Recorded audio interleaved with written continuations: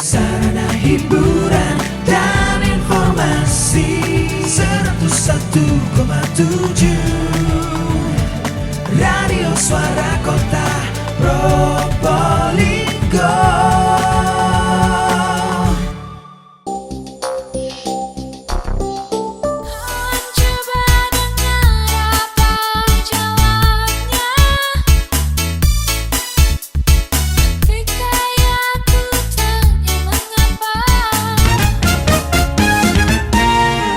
Assalamualaikum warahmatullahi wabarakatuh. Salam Suaka, Suara Harmoni Bhinneka. Ketemu lagi untuk hari ini bersama narasumber kita yang muda, kreatif, kemudian penuh inspirasi dan sekaligus sukses juga. Nah, sosok yang satu ini ada Ketua KPU Kota Probolinggo, ada Bapak Redvan Faisal. Kita juga pengen mengupas dong bagaimana sih kemarin perjalanan dari KPU Kota Probolinggo dari awal mengawal pilkada hingga sukses dengan berbagai liku-likunya dan juga tantangannya seperti apa, serta mungkin ada hal-hal yang perlu diulas lebih detail supaya kita juga tahu seperti apa tantangannya. Langsung saja saya ngobrol bersama narasumber kita di hari ini dengan Bapak Redvan Faisal. Ya, selamat pagi Pak Redvan. Selamat pagi. Saya ngomongnya Mas aja ya, boleh ya? Ya, karena nggak terlalu tua sebetulnya. Oh ya itu, apalagi kita kenal akrab karena pernah menjadi sosok jurnalis gitu ya. Jadi kayaknya lebih akrab kalau dipanggil Mas gitu ya. Siap. Oke, Mas Redvan, ngomong-ngomong tentang KPU Kota Probolinggo yang di bawah kepemimpinan Mas Redvan sendiri. Ini kita patut mengapresiasi dengan keberhasilan KPU Kota Probolinggo dengan didukung semua pihak lah ya yang pasti, sehingga perjalanan pilkada ini bisa berjalan lancar, aman, kondusif dan juga sesuai dengan harapan. Bisa diceritakan terlebih dahulu, kita tahu bahwa banyak yang membayangkan bahwa setiap pelaksanaan pilkada ini pasti rawan-rawan dengan kericuhan, kemudian tidak jujur, dengan berbagai spekulasi menurut mereka ya. Mungkin bisa diceritakan sedikit flashback ya perjalanan kemarin KPU Kota Probolinggo mengawal pelaksanaan pilkada ini bisa sampai seperti saat ini. Ya, terima kasih Mbak Yuli dan juga masyarakat Kota Probolinggo terutama yang menjadikan podcast Suaka ini sebagai salah satu inspirasi dan juga edukasi. Jadi pada saat pemilu dan pilkada di tahun 2024 ini tantangannya luar biasa karena ini adalah tahun pertama Pengalaman pertama juga nih Mas Redvan ya? Betul, penyelenggaraan pemilu dan pilkada dalam 1 tahun, sehingga kemudian ada istilah 2024 itu adalah tahun politik begitu ya. Betul. Pemilu, pilkada dilaksanakan serentak. Jadi sebelum selesai tahapan pemilu begitu ya, terutama pada saat pemungutan suara di tanggal 14 Februari kemarin, sebetulnya kita sudah memulai proses penyelenggaraan pilkada. Nah, banyak tentu tantangan yang kemudian kami hadapi, baik itu di internal maupun eksternal. Jadi meskipun kami memang core bisnisnya itu adalah penyelenggaraan pemilu dan pilkada, tapi tidak serta-merta kemudian kami menganggap bahwa seluruh proses itu mudah kita laksanakan. Apalagi dalam konteks politik, ada banyak dinamika yang pasti muncul, begitu kan ya. Ditambah lagi pada tahun yang sama, kita menyelenggarakan pilkada. Jadi tahun ini memang tahun yang paling berat untuk proses itu. Seperti deg-degan juga paling ya tiap hari itu? Ya, pasti. Jadi di dalam frame kami ketika kami diskusi dengan teman-teman di kantor itu, satu yang menjadi tujuan kami, proses penyelenggaraan pemilu maupun pilkada ini berjalan dengan lancar, begitu saja. Begitu. Kalau hasil kan kita serahkan sepenuhnya kepada pemilih, begitu kan, karena mereka yang punya kedaulatan untuk itu. Oke, Mas Redvan, di setiap perjalanan proses dari awal itu, saya melihatnya bahwa Mas Redvan dan kawan-kawan anggota komisioner KPU ini memang kerja keras luar biasa ya, bahkan bisa dikatakan lelaki panggilan juga ya, harus 24 jam handphone, nggak boleh mati, belum lagi aktivitas yang semuanya sampai di atas pukul 00 gitu ya, sampai pagi lah ya, dari pagi ketemu pagi lagi. Ketemu pagi. Iya, rasanya kayaknya ini jarang mandi, jarang pulang gitu ya. Pulang. Jadi memang sudah nyiapkan apa itu koper berisi pakaian begitu ya. Mandi-mandi di kantor gitu. Mandi di kantor, belum lagi kemudian ketika misalnya ada kegiatan atau undangan rakor, BIMTEK begitu di KPU provinsi maupun KPRI, maka hampir pasti jarang sudah berada di rumah begitu kan ya. Nah, teman-teman di jurnalis, terutama juga Suara Kota kan juga memantau bagaimana proses yang kemudian kita lakukan. Ada tahapan-tahapan yang sampai kemudian 23.59 begitu kan, itu yang harus kita lakukan. Jadi sampai apa itu lewat tengah malam gitu kan. Jadi ini situasi yang di satu sisi memang melelahkan, tapi di sisi lain ketika sudah selesai begini pasti ada kerinduan. Kalau kemarin, dulu itu ya. Ya. Ya ampun, kemarin itu kayaknya tidur aja susahnya minta ampun gitu ya. Minta ampun begitu. Belum lagi tidur juga masih mikir kayaknya ya. Ya, pasti. Paling nggak tadi Mbak Yuli mengatakan bahwa hampir ponsel itu tidak pernah berhenti berdering begitu kan. Kalau sekarang kan sudah jarang berdering begitu. Iya, sudah nggak ada yang telepon Sudah kali nggak ada ya. yang telepon Karena begitu sudah semuanya sudah berjalan selesai, sesuai harapan. iya. Nah, Mas Redvan, kalau boleh tahu, itu kan pelaksananya kan Pilpres sama pemilihan wali kota yang di Kota Probolinggo nih. Itu kayaknya Mas Redvan melihatnya penting yang mana di antara keduanya? Maksudnya untuk yang intensitas dan mobilitasnya paling tinggi yang membutuhkan perhatian lebih gitu maksudnya. Kalau secara umum sebetulnya sama begitu Sama kan ya. Karena memang ini adalah dua tugas utama kami dan ini sudah perintah undang-undang begitu ya. Jadi semuanya berjalan beriringan. Meskipun masih tahapan pemilu belum selesai, ketika perintah undang-undang menyatakan bahwa sudah harus start tahapan pilkada, maka ya harus kita laksanakan. Perlakuannya sama gitu ya. Perlakuannya sama. Jadi pemilu itu kan di dalamnya ada pilpres, ada pemilihan apa itu legislatif mulai dari DPR, kemudian DPD, DPRD provinsi, DPRD kota kalau di sini. Sementara pilkada kan ada Pilgub Jatim dan juga Pilwali di Kota Probolinggo. Jadi semuanya setara. Tidak ada kemudian misalnya ini diprioritaskan begitu kan. Ini tidak begitu. Apalagi kami bekerja dalam timeline. Jadi ada tahapan yang memang dimulai tanggal sekian, diakhiri targetnya sudah harus terselesaikan sesuai dengan jadwal itu. Tidak hanya target hari begitu ya, tapi juga target jam. Ketika misalnya ini contoh misalnya penerimaan pendaftaran pencalonan begitu kan. Di hari terakhir mesti jam 23.59 ya sudah. Kita menerimanya 23.59. Sebelum 23.59 maka tidak perlu kemudian ditutup begitu kan ya. Iya. Jadi nunggunya sampai 23.59. Semoga nggak ada tambah lagi gitu ya.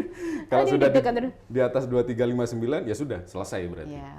Kalau ada yang kemudian di 0000 sudah nggak boleh karena memang secara waktu itu sudah diatur secara timeline. Iya, baik.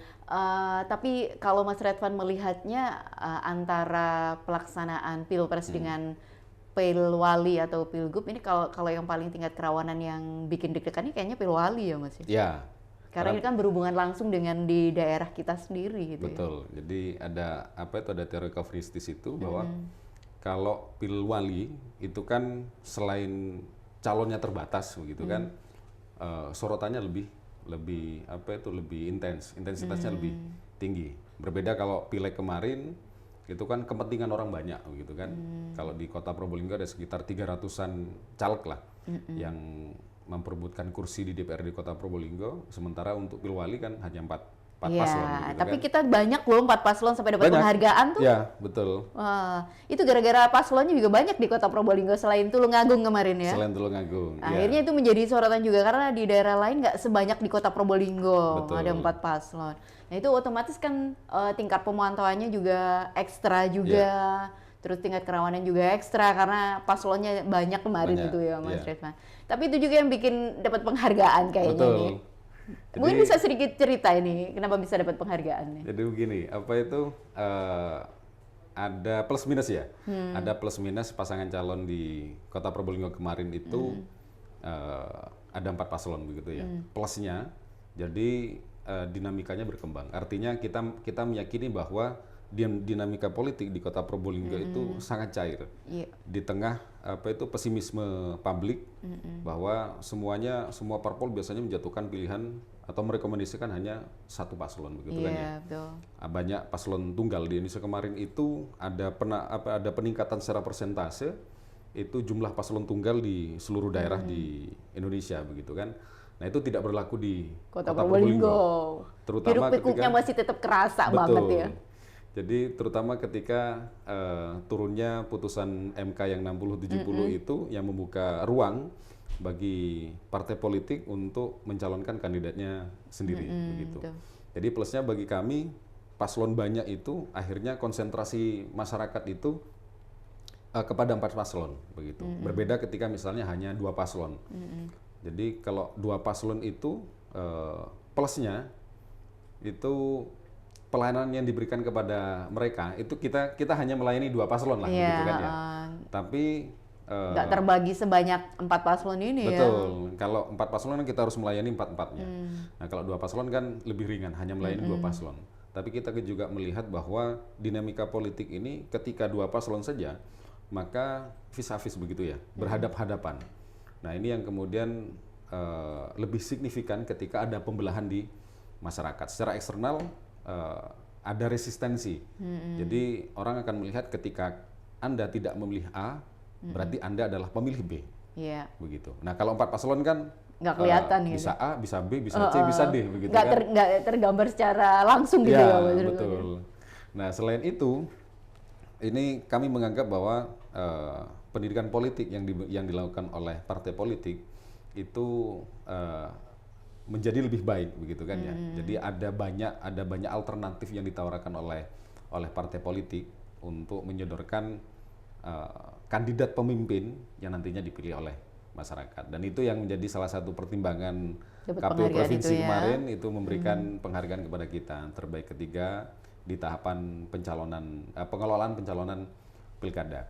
Sebetulnya tidak serta-merta hanya karena paslonnya banyak begitu kan ya. Kalau tidak termanage dengan baik, maka ya memungkinkan terjadinya dinamika yang di luar kontrol begitu. Nah ini kami mengucapkan terima kasih baik kepada partai politik begitu kan, kemudian kepada pasangan calon, kepada simpatisan, kepada pemilih.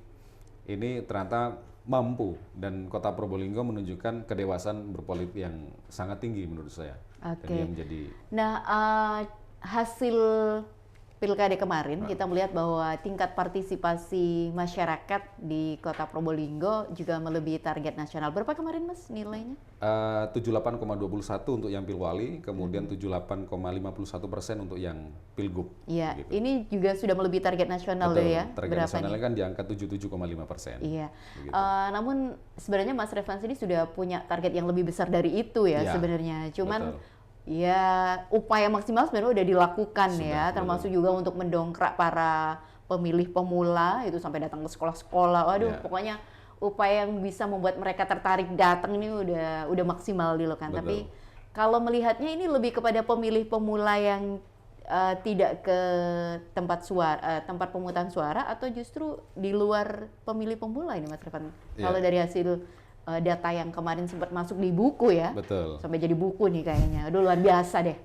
Jadi kemarin kita menggandeng Sindikasi Pemilu dan Demokrasi itu untuk melakukan penelitian secara empirik begitu ya, untuk mengetahui sejauh mana tingkat partisipasi masyarakat. Jadi kalau kemudian hasil penelitian itu memang diantaranya adalah kenapa kok jauh dari target kita begitu Iya, ya. betul. Memang secara nasional kita sudah melampaui. Tapi sejak awal kami menargetkan persentase partisipasi masyarakat itu setidaknya sama dengan pemilu. Nah, pemilu kemarin kita ada di 86%. Sementara pilkada kan turun ke 78 Iya, betul. begitu kan. Ini ada apa begitu kan ya. Akhirnya jadi dicari juga ya. Iya, Permasalahannya di mana gitu. Nah, ternyata hasil penelitian SPD itu ada kejenuhan yang kemudian dihadapi oleh masyarakat. Karena memang pada tahun yang sama mereka harus mengikuti pemilu begitu kan, kemudian ke pilkada. Nah, selain itu, selain tingkat kejenuhan yang kedua itu kenapa partisipasi masyarakat pilek itu lebih tinggi, pemilu lebih tinggi? Iya, Karena ini basisnya nasional. betul. Begitu. Pemilu bicara pilpres begitu kan basisnya nasional. Ada 2 paslon kemarin kan. Ada 3 paslon yang kemudian berkompetisi. Nah ini banyak orang yang kemudian memfokuskan proses demokrasi kemarin itu menyoroti perpolitikan di tingkat nasional. Itu yang pertama. Kemudian yang kedua yang berjuang begitu ya, yang berjuang untuk menarik minat pemilih itu jauh lebih banyak.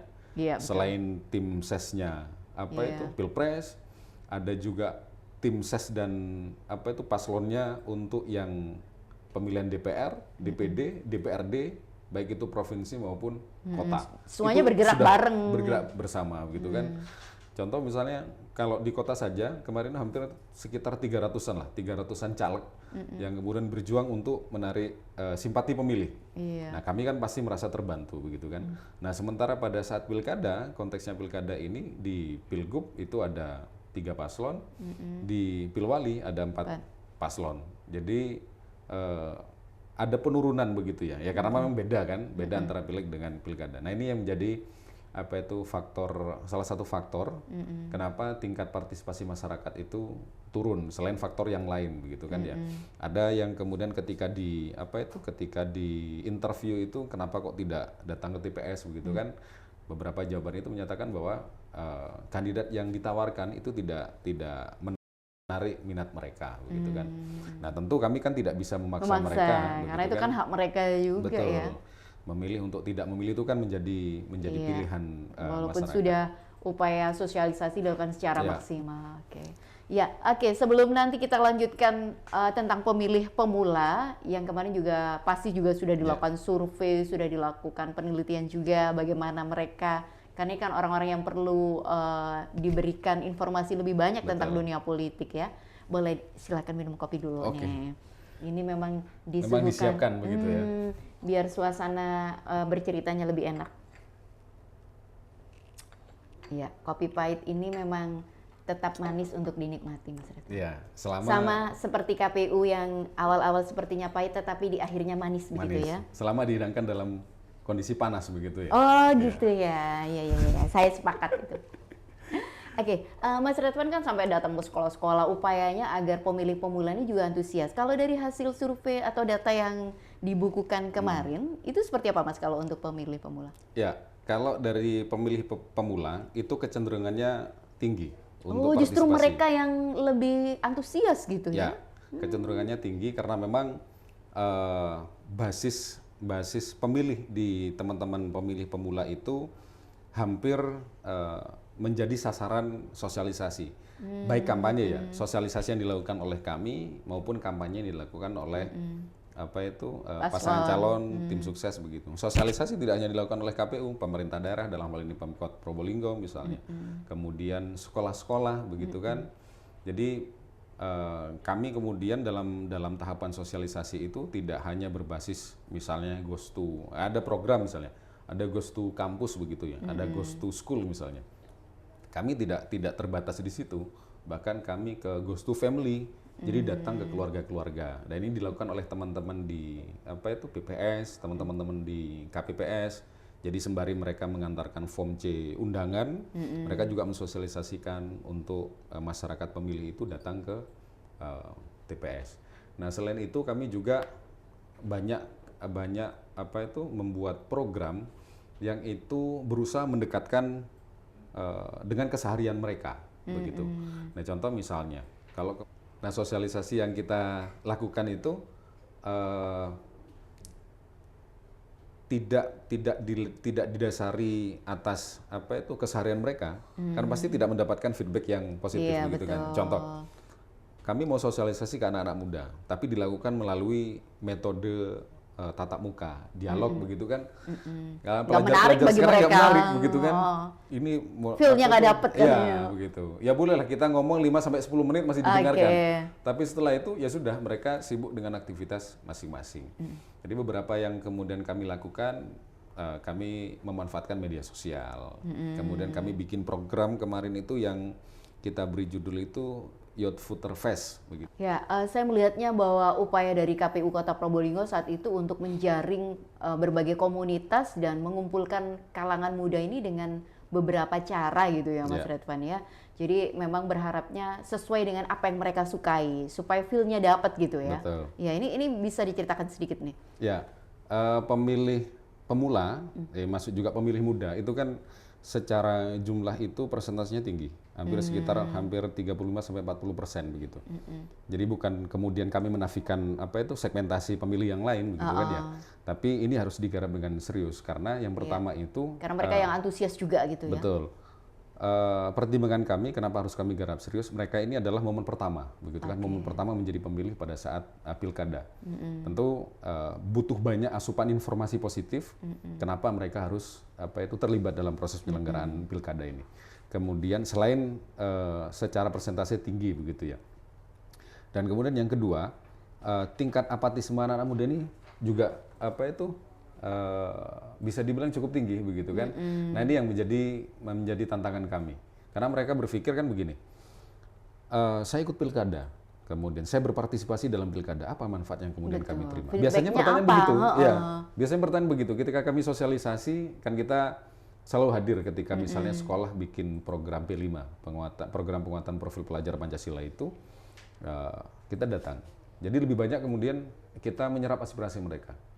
Apa sih yang membuat teman-teman itu tertarik dengan pilkada? Apa yang tidak, begitu kan?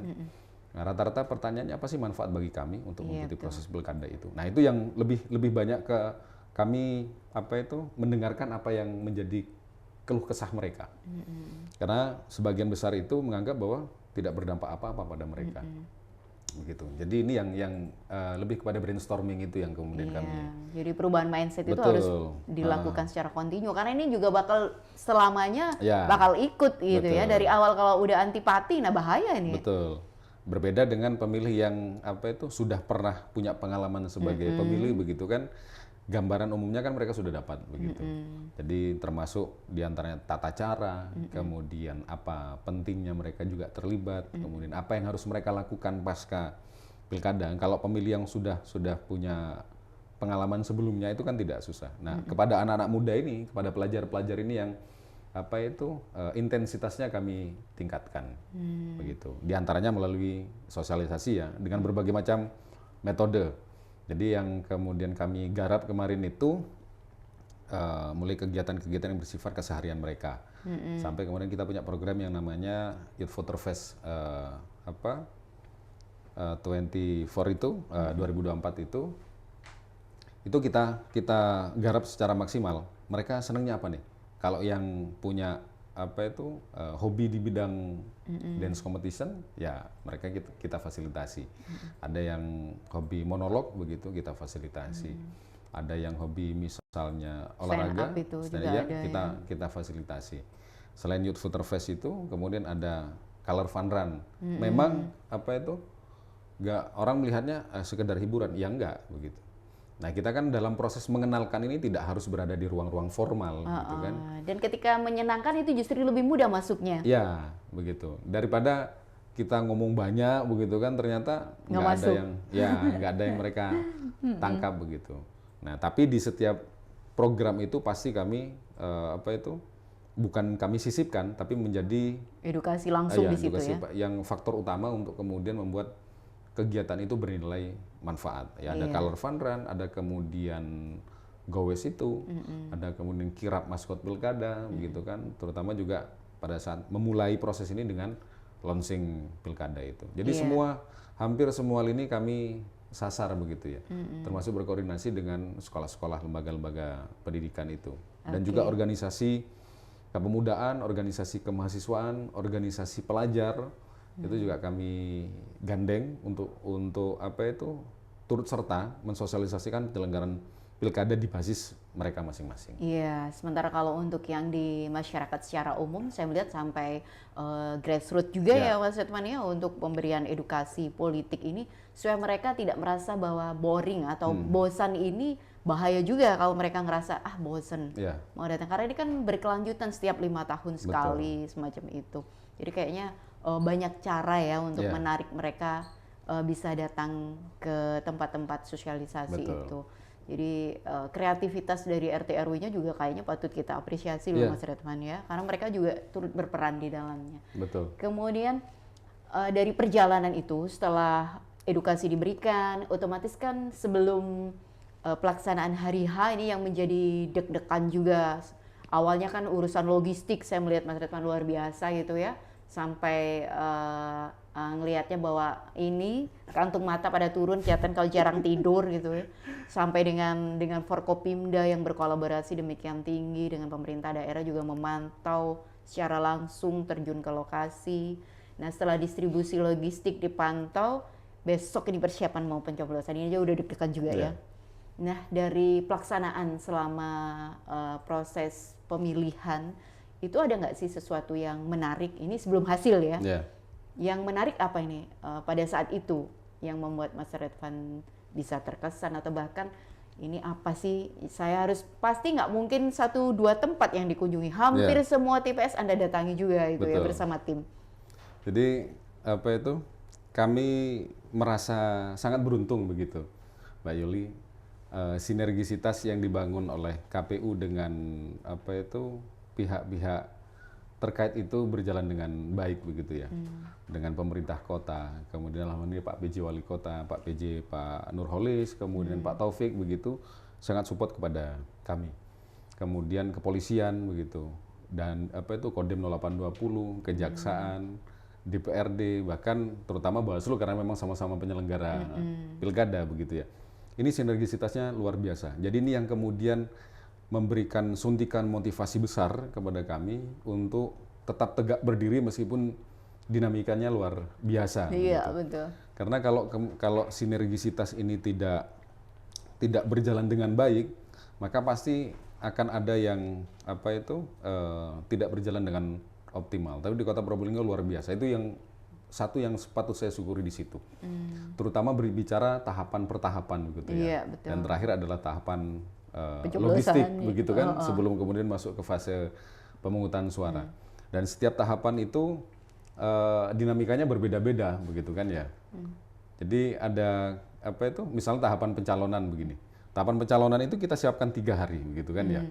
Tapi ternyata seluruh pasangan calon nggak ada yang daftar di hari pertama dan betul, kedua. daftarnya di hari terakhir semua. Ya itu juga bikin deg-degan, ini kapan mau daftar gitu ya. Kami gaungnya tapi kok ini apa gambar di mana-mana, tapi di hari ketiga belum pada daftar, pagi ditunggu nggak ada, siang, aduh ya ampun, ya betul. Nah ini apa itu saya lupa tadi menyampaikan bahwa sinergisitas bukan hanya dengan pihak yang tadi saya sebutkan, tapi juga dengan partai politik dan pasangan calon begitu. Jadi seperti yang di awal tadi disampaikan Mbak Yuli tadi, hampir setiap saat telepon itu kan berdering begitu. Nah proses koordinasi dan komunikasi yang kami lakukan ini luar biasa. Jadi sekali lagi kami sangat-sangat bersyukur dan beruntung begitu dihadapkan pada situasi yang cukup banyak membantu kami. Jadi contohnya misalnya kayak pencalonan tadi, meskipun sudah ada informasi mau daftar tanggal sekian, jam sekian sampai jam sekian. Ini kan sebelum mendaftar, itu pasangan calon itu timnya terutama itu kan harus mengisi di aplikasi, mau datang jam berapa, kemudian pada hari apa. Tapi bukan berarti mereka ketika mengisi, kami pastikan itu di jam-jam itu, begitu kan.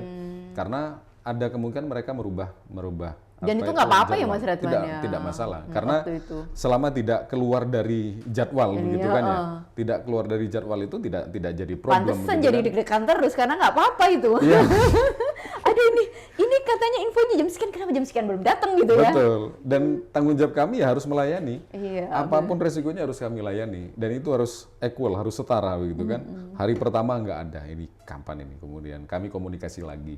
Bahkan tidak hanya mereka yang kemudian paslon dan tim yang komunikasi kepada kami mendahului begitu, kami juga intens komunikasi dengan beliau-beliau itu, terutama pada proses pemenuhan apa itu syarat administratif, baik itu apa calon maupun pencalonan, secara personal maupun secara apa itu mereka paketan begitu kan ya. Itu kami komunikasikan. Nah ternyata sama-sama mendaftar di hari terakhir. Akhirnya sempat mau daftar di jam yang sama begitu kan beberapa itu. Nah, kemudian kami komunikasikan, kami simulasikan begitu. Kalau mendaftar di jam yang sama, maka memungkinkan terjadi apa itu penumpukan massa begitu. Iya, karena memang jalur lalu lintasnya ya cuma satu jalur itu. Satu jalur itu searah saja. Itu juga. Begitu. Dan itu jalur apa itu jalan provinsi begitu, jalan nasional begitu kan. Nggak ada lagi. Nah ini memungkinkan terjadi penumpukan. Kemudian kita mengantisipasi koordinasi dengan kepolisian, khawatir ada pihak-pihak yang kemudian memanfaatkan. Supaya tidak timbul gesekan ya Mas. Ya, itu yang juga kami harus apa itu antisipasi. meskipun secara fungsi yaitu tugas kepolisian, tapi kami tidak bisa lepas tangan begitu kan. Kami komunikasikan intensif dengan Jadi tim itu juga jadi kesan kampanye. tersendiri ya, deg-degan itu betul. di tahap pendaftaran paslon itu pendaftaran ya. paslon itu sampai jam 23.59 59 begitu kan. Hampir setiap tahapan begitu. Kemudian ada juga di tahapan rekrutmen badan ad hoc misalnya. Ada teman-teman yang secara kapasitas itu justru memenuhi syarat begitu. Tapi secara hasil rekam medis mereka itu tidak memenuhi syarat. Maka mau tidak mau ya tidak mungkin kita terima begitu kan. Padahal yang bersangkutan dari sisi pengalaman itu punya, kemudian kalau sekarang kan ada batas usianya. Di batas usianya ada 50 tahun itu. Nah, kalau dulu kan tidak ada batas usia kan.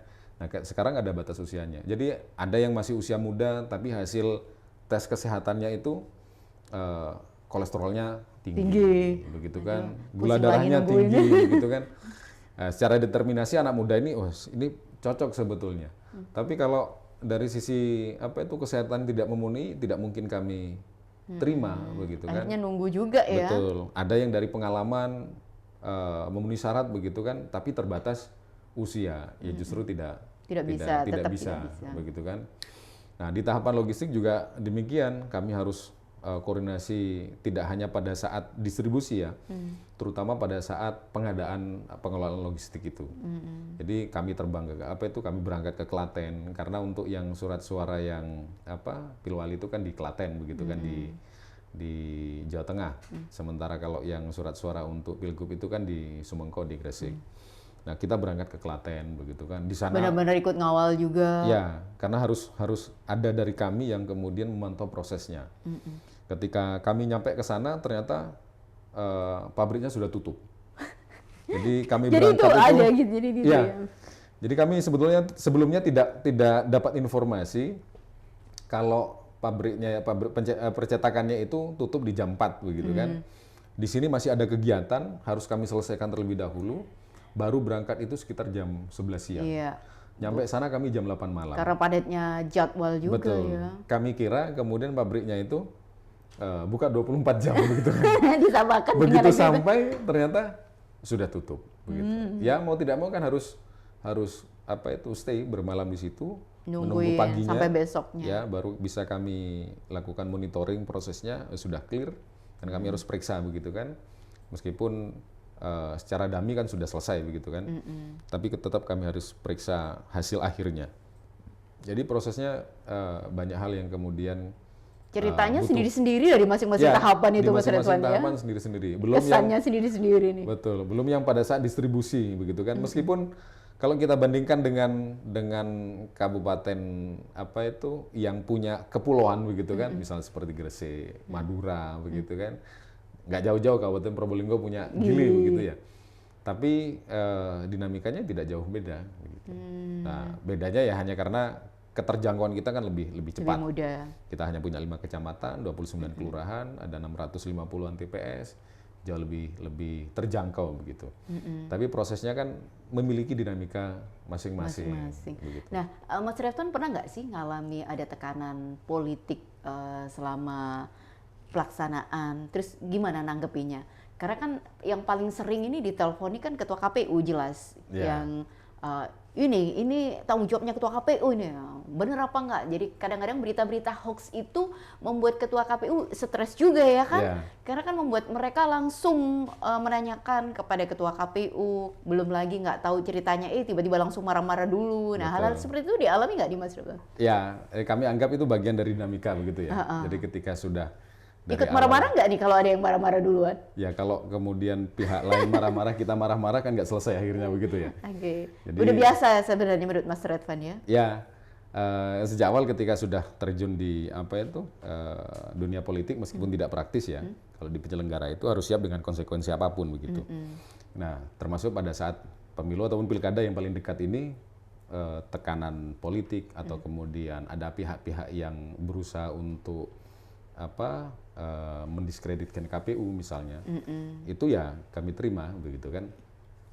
Tidak hanya misalnya lewat telepon, kadang juga WA, itu banyak yang mengintimidasi, yang kemudian apa itu berusaha untuk mendowngrade-kan posisi kelembagaan KPU, bagi kami sesuatu yang normal saja begitu.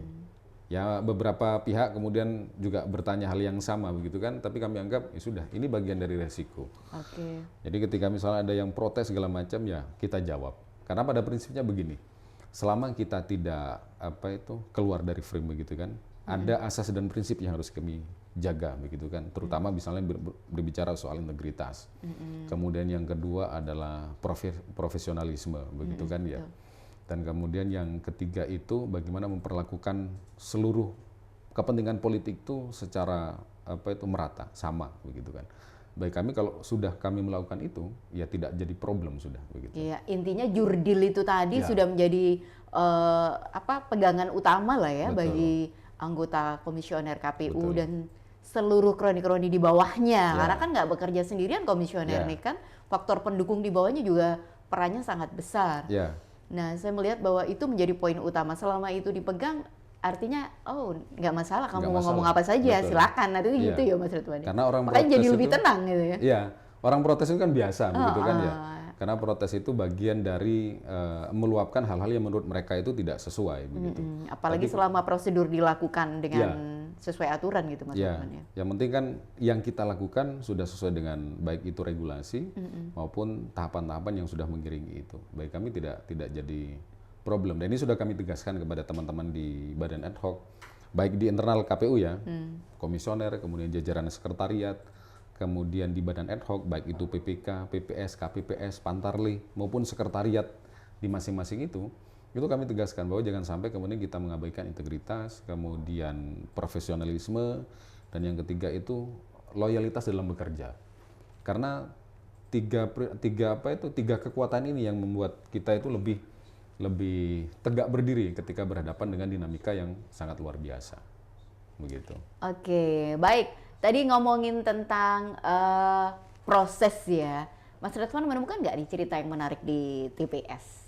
Ya, banyak sebetulnya cerita-cerita menarik itu. Karena kan sempat kemarin gara-gara kejadian di sana juga ya, sempat mencuat di media sosial tuh. Ya, jadi ada mulai dari apa itu, hari H-1 malam. Malam itu kan kita dengan Forkopimda itu kan keliling TPS-TPS begitu ya, untuk memantau proses pendirian TPS. Nah ternyata masih ada beberapa TPS itu yang tidak sesuai dengan standar. Baik itu luasan atau kemudian positioning dari masing-masing meja begitu ya. Kalau di regulasi itu kan TPS itu harus luasannya 8 kali 12 meter. Nah, sementara yang terjadi di lapangan hanya ada 8 kali 10 begitu kan, atau 6 kali 10. Ketika kami tanyakan kenapa kok tidak sesuai dengan regulasi, kita kesulitan cari Tempat. tenda. Ya, yang seukuran itu begitu kan, yang ada 8-10, yang ada 6-10 begitu kan, ada 6-12 begitu. Kalau yang 8-12 itu sulit begitu kan. Ya sudah, dengan kondisi begitu kan kami tidak bisa lantas, oh ini harus dibongkar segala macam. Iya, nggak bisa dipaksakan juga ya. Yang penting luasannya tetap segitu.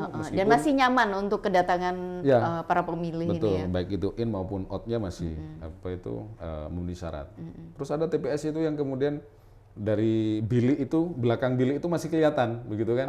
Jadi kalau orang ngintip Incak begitu, gitu. itu wah ini milih apa ini gitu Dipintipan. masih kelihatan begitu. Itu yang nggak bisa, akhirnya harus diperbaiki kalau itu ya Mas. Harus berubah, ataupun kalau misalnya tidak bisa diubah setting tendanya harus ditutup begitu kan. Yang penting kerahasiaan pemilih itu menjadi salah satu yang tidak bisa ditawar-tawar begitu. Termasuk yang tidak bisa ditawar adalah pelayanan kita kepada disabilitas. Jadi alhamdulillah kemarin pada saat monitoring tidak ada satupun TPS yang tidak aksesibel. Jadi misalnya diletakkan di lantai 2 gedung begitu, nggak ada. Atau kemudian ya karena memang sebelumnya udah disurvei sih sama KPU betul. yang nyaman dan tidak untuk semua pemilih kategori termasuk difabel itu tadi ya. Jadi otomatis sudah siap pada saat itu. Betul. Ya. Termasuk ada kejadian yang kemudian sempat diangkat pada saat rekapitulasi di tingkat provinsi itu oleh salah satu tim kampanye itu video viral itu yang beberapa TPS akhirnya ambruk begitu ya. Heeh. Ambruk tidak bisa digunakan.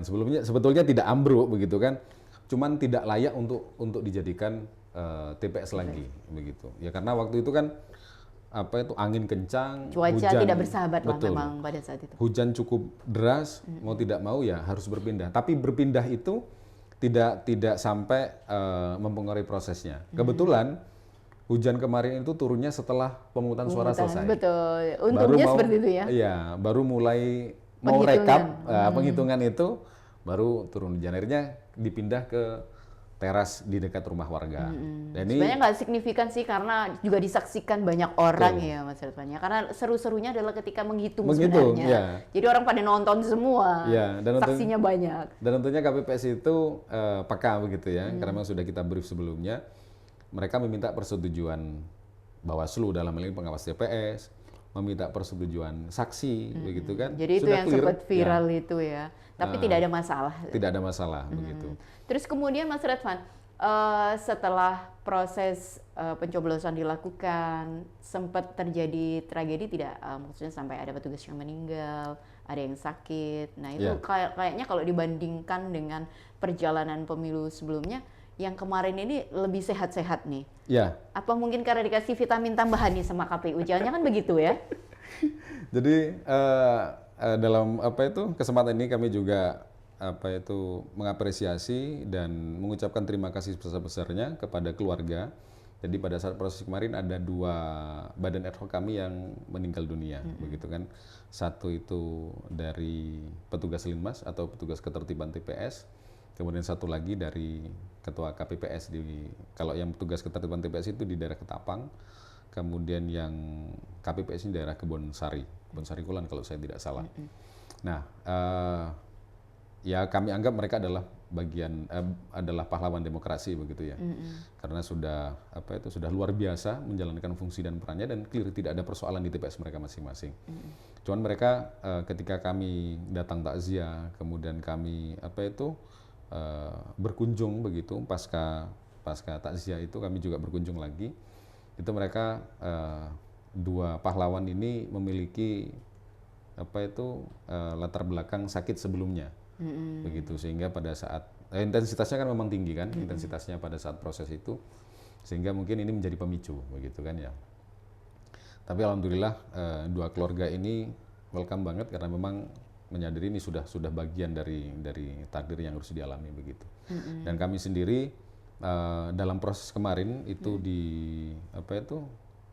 sudah mengalokasikan anggaran untuk santunan kepada badan ad hoc yang mengalami sakit atau kemudian meninggal dunia begitu. Ini sudah kami serahkan. Tapi kalau yang secara umum sakit dan sebagainya itu tidak sebanyak sebelumnya ya Mas tidak sebanyak sebelumnya. Ya mungkin karena itu tadi vitamin tambahannya itu juga membuat mereka jadi semangat gitu ya. Akhirnya juga prepare dengan dirinya sendiri. Betul.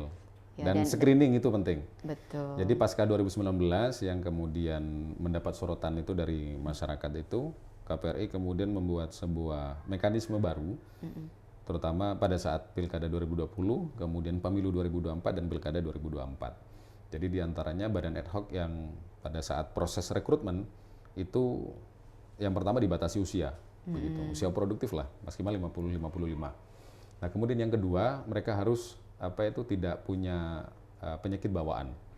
Makanya pada saat mereka tes kesehatan itu harus melampirkan hasil tes gula darah, kemudian tekanan darah dan juga kolesterol, begitu yang selama ini hasil penelitian dari perguruan tinggi pasca 2019 itu ketika ada komorbid penyakit-penyakit itu memudahkan mereka mengalami kelelahan yang akut sehingga berdampak karena pada mobilitas kondisi. yang tinggi justru membuat hal ini menjadi pemicu juga ya. Betul.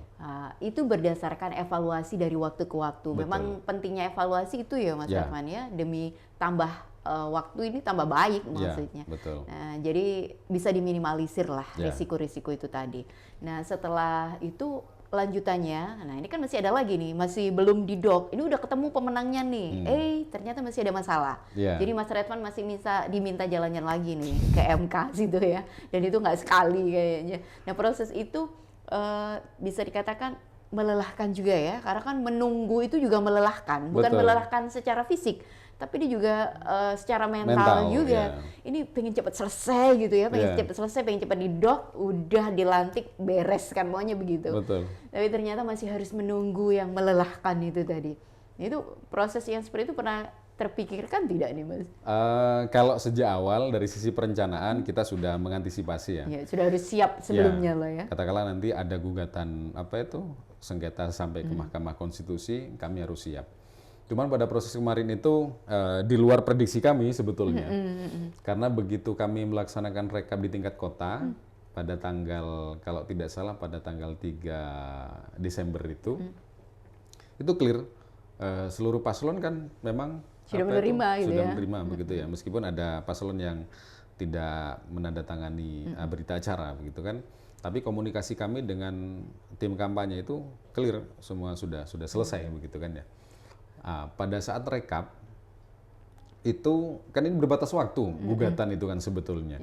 Jadi 3 hari sejak dibacakan hasil Pemenang lah ya. pemenang itu, rekapitulasi itu. Nah seharusnya tanggal 6 itu sudah selesai begitu, atau paling enggak tanggal 7 lah, 3 hari kan setelah itu. Nah, ketika kami rekap di tingkat provinsi pada tanggal 9 kalau saya tidak salah, itu belum ada tanda-tanda bahwa akan masuk gugatan kepada kami begitu. Nah, malam itu sempat kami berkomunikasi dengan pimpinan DKP provinsi, apakah Kota Probolinggo aman? Saya sampaikan begitu.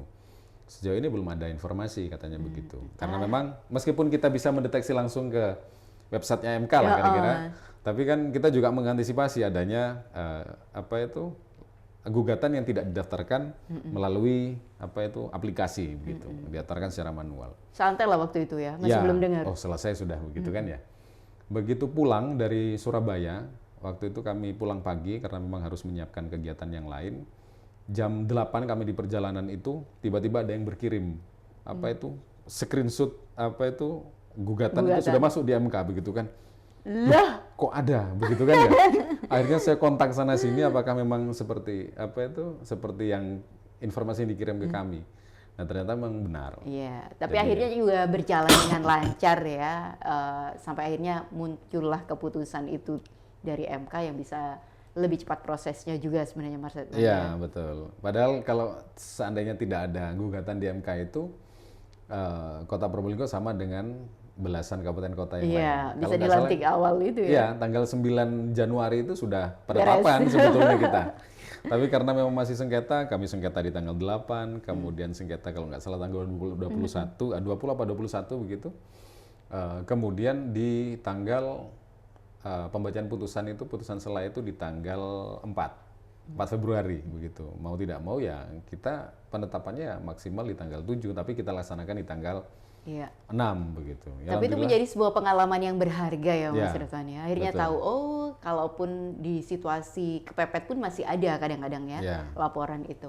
Nah Mas Retman, kalau bisa dikatakan dari rangkaian Mas Retman bercerita tadi, evaluasinya sebenarnya sudah punya ya, karena saya melihat sampai dengan membuat buku ini sebagai dasar evaluasi agar pelaksanaan pemilu ke depan bisa lebih baik. Betul.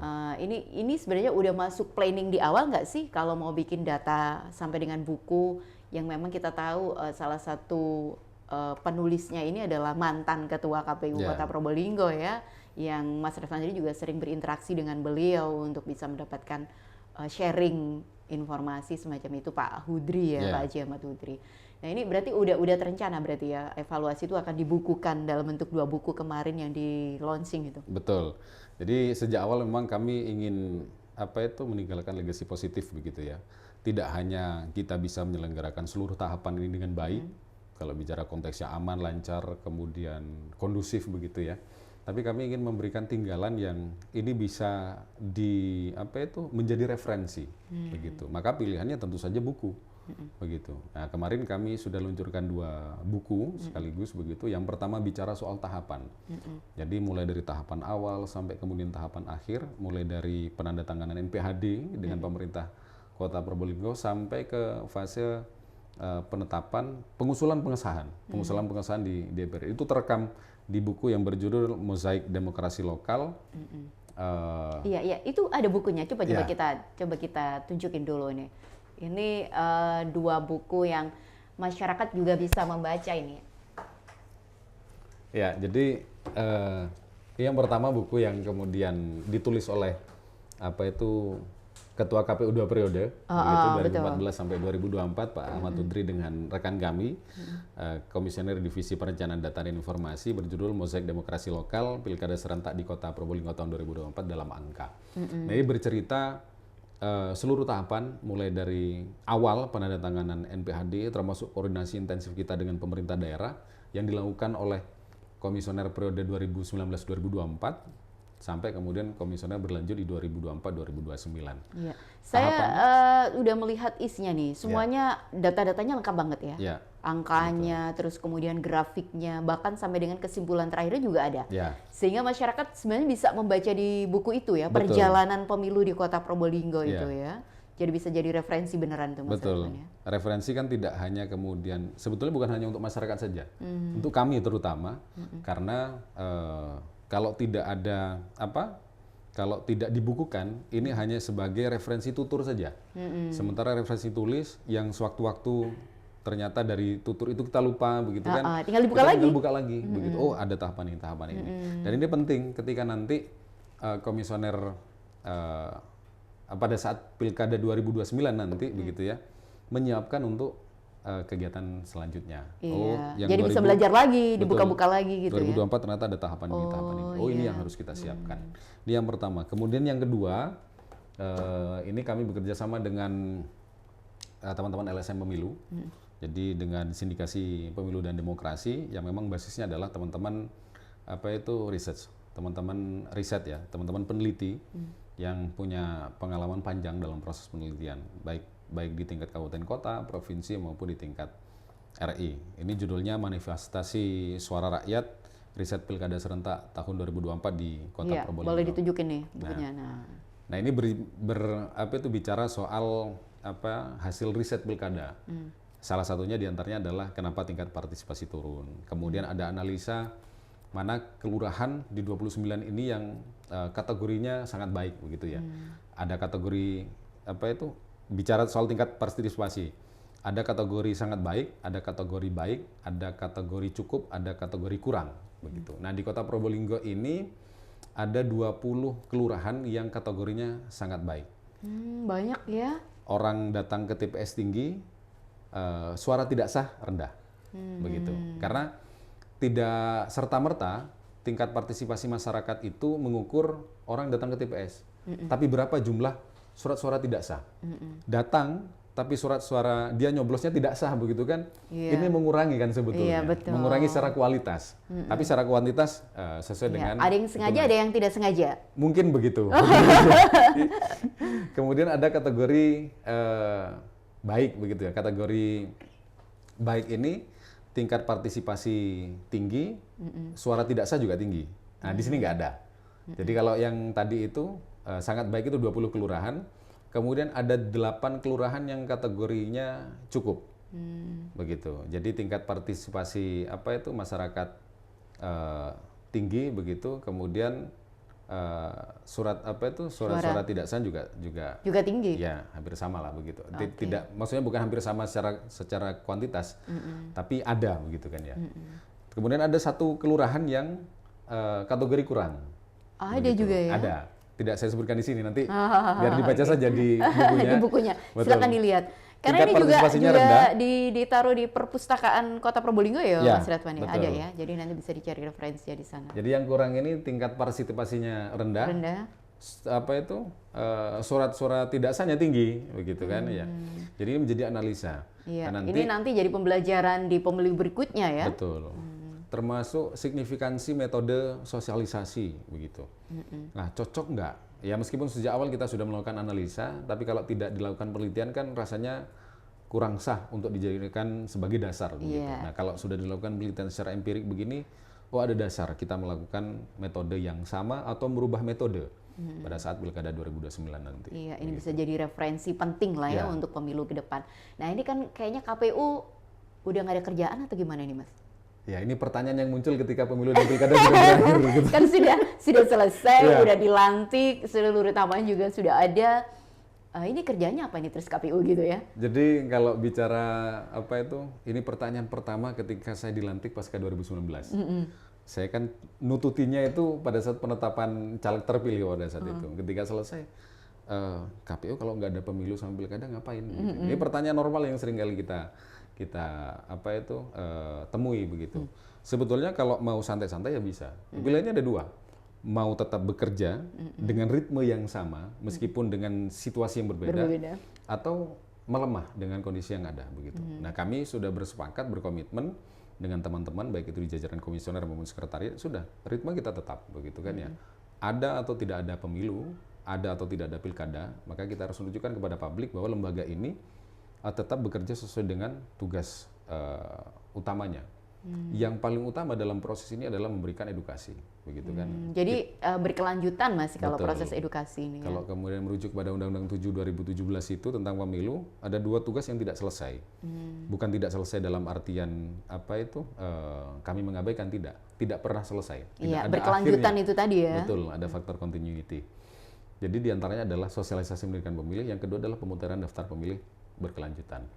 Nah, bagaimana kemudian sosialisasi itu dianggap tidak akan berakhir karena memang kita berpegang teguh pada term apa itu pre-election, election period dan juga post-election. Yang namanya pendidikan, yang namanya edukasi itu tentu tidak ada batas waktunya. Tidak ada batas waktunya. Jadi fokusnya di sana sekarang gitu betul, ya Mas ya. Karena sejak awal ketika kami sosialisasi kepada publik itu bahwa pemilih itu melaksanakan kedaulatannya sebagai pemilih itu bukan hanya pada saat mereka datang ke TPS. Tidak hanya kemudian mereka nyoblos selesai pulang, tidak. Tapi begitu kemudian keluar dari TPS, mereka sudah berkomitmen bahwa mereka akan mengontrol jalannya pemerintahan siapapun yang kemudian terpilih. Mau itu yang terpilih adalah pilihannya ataupun yang terpilih bukan pilihannya, maka posisinya bukan kemudian dia mengabaikan proses itu. Karena ada tanggung jawab besar yang kemudian diemban oleh calon terpilih untuk melaksanakan tugas utama menyejahterakan seluruh masyarakat, khususnya di kota Probolinggo. Anda sebagai pemilih, masyarakat kota Probolinggo sebagai pemilih, maka punya hak untuk menuntut segala janji yang disampaikan pada saat paslon itu berkampanye. Semuanya harus tertunaikan lah, kira-kira begitu. Iya, betul. Nah, kalau tidak kita push semangat untuk mengontrol jalannya pemerintahan, maka pilkada itu hanya sekedar rutinitas 5 tahunan.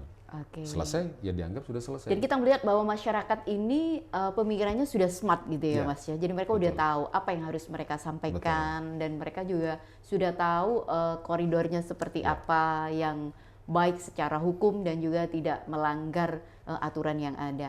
Nah, jadi pesan untuk masyarakat sebenarnya apa nih Mas dari seluruh rangkaian yang sudah dilaksanakan oleh pihak KPU? Selain mengapresiasi lah ya semua pihak yang sudah berpartisipasi di dalamnya. Ada pesan khusus yang ingin Mas Redvan sampaikan mungkin? Ya, meskipun sudah disampaikan oleh Mbak Yuli tadi, tapi kami merasa berkewajiban untuk yang pertama menyampaikan terima kasih ya. Terima kasih kepada seluruh masyarakat Kota Probolinggo, baik itu terutama Forkopimda ya. Forkopimda karena telah memberikan dukungan luar biasa kepada kami, kemudian Bawaslu, kemudian seluruh organisasi kemasyarakatan yang juga memberikan support luar biasa, terutama kepada seluruh masyarakat pemilih, ya, baik yang menjadi pemilih ataupun tidak, karena meskipun tidak jadi pemilih, tapi dia juga ikut mensosialisasikan, memberikan support luar biasa kepada kami. Itu yang pertama, apresiasi luar biasa dan terima kasih. Kemudian yang kedua, kami berpesan kepada seluruh masyarakat Probolinggo, mari kita kawal bersama jalannya pemerintahan kepala daerah terpilih yang sudah bekerja. Ini sudah sekitar Maret, April, Mei, hampir 3 bulan ya. Iya. Hampir 3 bulan. Hampir 100 hari lah ya. Betul. Hampir 100 hari, baik itu di provinsi maupun di Provinsi Jawa Timur maupun di Kota Probolinggo. Kita punya tanggung jawab untuk mengontrol jalannya pemerintahan dan mengawal seluruh proses pengelolaan pemerintahan ini sesuai dengan kapasitas kita masing-masing. Jadi punya hak untuk kemudian menuntut dan menagih sesuai dengan janji kampanye yang disampaikan. Begitu. Oke, baik. Baik Sobat Suaka, kita tahu bahwa tadi seluruh cerita KPU Kota Probolinggo dalam menjalankan tugas dan tupoksinya lah maksud saya, itu sudah dilakukan secara profesional, penuh integritas, dengan komitmen dan dengan rasa tanggung jawab. sehingga kita bisa merasakan hari ini sudah memiliki sosok pemimpin yang sudah dipilih oleh masyarakat. Semoga ini juga menjadi referensi buat Sobat Suaka, karena nanti 5 tahun ke depan kita juga akan melakukan proses demokrasi lagi gitu ya. Mudah-mudahan bermanfaat di program Suaka ini, berbagai cerita yang dibagikan oleh Ketua KPU Kota Probolinggo Bapak Redvan Faisal. Kita tunggu saja gebrakan dari KPU Kota Probolinggo di 5 tahun mendatang gitu ya. Terima kasih, sekaligus saya akhiri, salam Suaka, Suara Harmoni Bhinneka. Wassalamualaikum warahmatullahi wabarakatuh. Waalaikumsalam warahmatullahi wabarakatuh. Coba dengar apa jawabnya ketika aku tanya mengapa.